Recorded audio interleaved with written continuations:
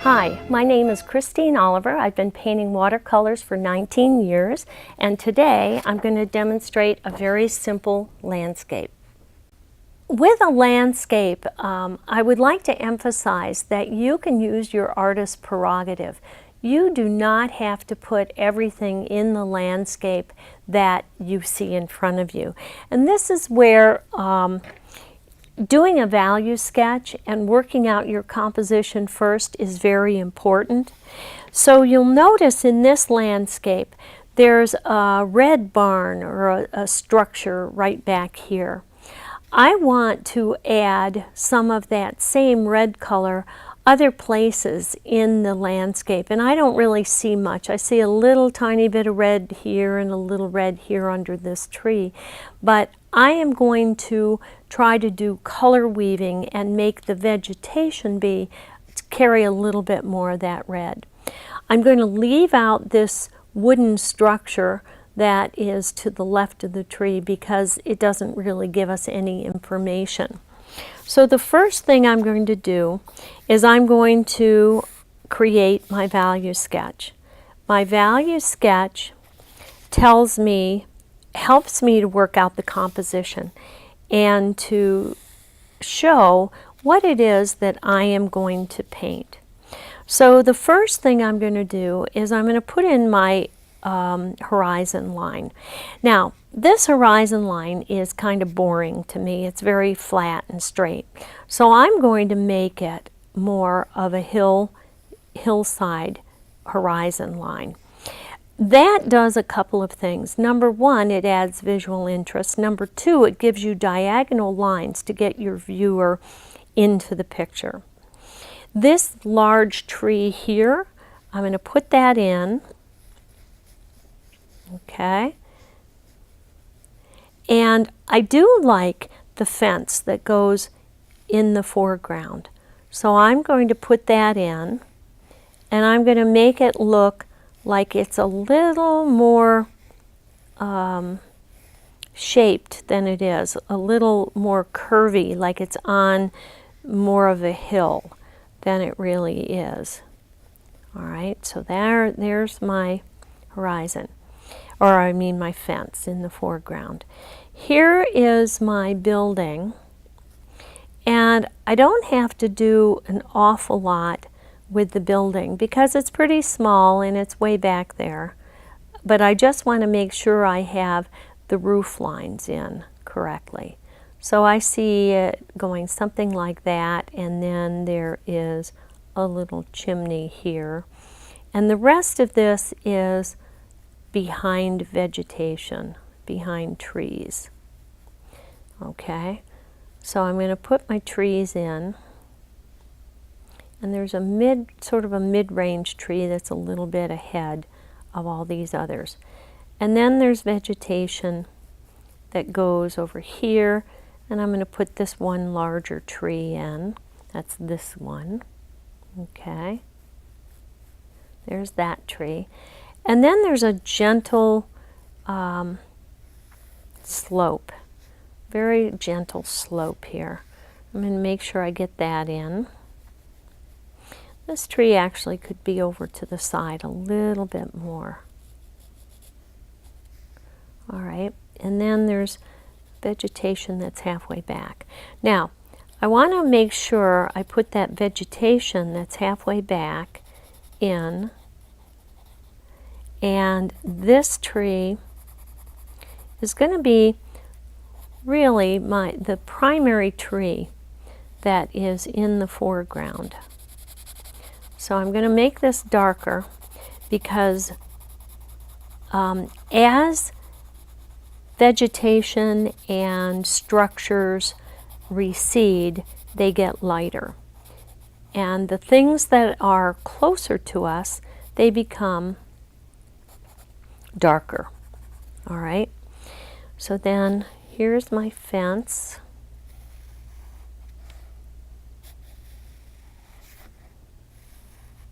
I want to make sure I get these weeds or bushes along there. And my fence is pretty simple, you know. Okay, so it has a couple of lines. I'll get a little more detailed on the drawing when I transfer it to my block. But right now, all I'm trying to do is just work out where my darks are and where my lights are. Now, I've drawn this in so far, and I have not put in the tree branches in front. So I don't know quite yet if I want to include those. And this is again where your artist prerogative comes in. You do not have to put everything into a landscape if you don't want to. You can move things around, you can move buildings, you can do any number of things. But I do want to show this structure because that little hint of red is going to be important. And there is a tree, there's a bunch of trees here. And there is a tree that kind of blocks the left-hand side of it, and that's kind of mid-range. Okay. And then I want this range of trees that goes like that. Now, there's my, oh, and what's really important is the shadow in the foreground. Okay, you'll see that right here on this hill. That's the shadow. Okay. I am also going to make and I'll show you how to do this. I'm going to make the sky a little brighter and prettier, and I'm going to put big fluffy white clouds in. But I'm going to leave that tree in the corner. I'm going to leave that off because it doesn't really add anything to this drawing. Okay, so that's basically the drawing that I'm going to transfer to my block, my color block. So here are the hills in the background, and I'll just have them overlap. Okay. Here is the big tree that is kind of the hero of our painting, say. Okay, and I like that one branch that kind of goes out, reaches out. Okay, there I'm going to put a ridge line of other trees back here. Then here's my little house or barn structure. And the thing with structures is you want to make sure that they're believable, that you have good perspective on them, okay? Because that's the first thing that somebody's going to notice. Oh my gosh, that barn is leaning, or it is, not correctly drawn or whatever.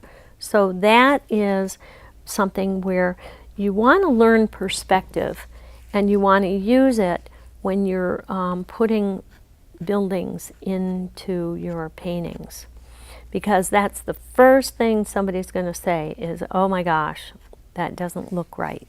Or if they don't say it, they'll just have a sense something's wrong there.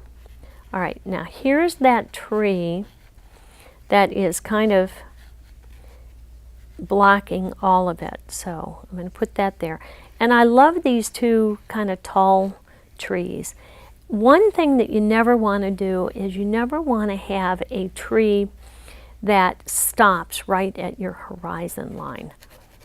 It sets up a stress point where somebody says, well, that's kind of goofy, it ends right at the horizon line. You don't want that. You want always to break your horizon line. Have it go way above or way below, but not break right at the horizon line. The other thing that you want to do is you want to make sure that you're using odd numbers rather than even numbers. Even numbers, for some reason, feel too they're too symmetrical, and it sets up a sense that it's boring. You kind of know what is going to go on there, and so, you know, it's kind of like ho-hum. Why are we even bothering with this? Because it really is it's too predictable. I guess that's what I'm trying to say. It's too predictable. All right, so here's this is my line of trees behind the big one here. You know, I think I'm even going to make that big tree more prominently and down in the foreground more. And this is good. This is the way, I mean, you should be thinking about this and moving things around and working out your composition at this stage. This is okay. You know, it's not an error, it's not a mistake, it's just perfectly good planning. All right, the other thing, I'm going to bring in my fence. The fence is going to go like this. Okay. And you'll notice, honestly, that I am not putting a lot of detail in this. This is all pretty simple stuff. Okay. There's actually even one more.